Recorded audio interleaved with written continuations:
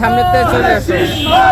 বিএনপির মার্কা তরুণ প্রজন্মের প্রথম ভোট।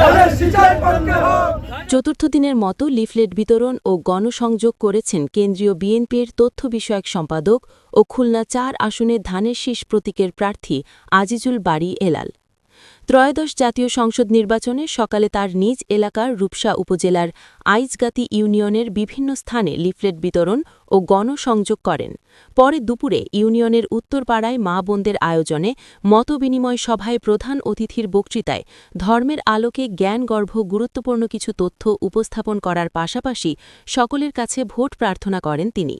মতবিনিময় সভায় প্রধান অতিথির বক্তৃতায় তিনি বলেন, সমাজে ন্যায়পরায়ণতা প্রতিষ্ঠায় কোনো ব্যক্তি, দল বা গোষ্ঠীর কথায় প্রভাবিত না হয়ে যোগ্য প্রার্থীকে ভোট দেওয়ার পাশাপাশি সঠিক নেতৃত্ব গঠনে অবশ্যই ফেব্রুয়ারির ১২ তারিখের নির্বাচনে অংশ নেবারও আহ্বান জানান তিনি। এ সময় গণসংযোগ, লিফলেট বিতরণ ও মতবিনিময় সভায় উপস্থিত ছিলেন খুলনা জেলা বিএনপির যুগ্ম আহ্বায়ক মোল্লা খাইরুল ইসলাম, স্বেচ্ছাসেবক দলের আহ্বায়ক আতাউর রহমান রুনু সহ আরও অনেকে।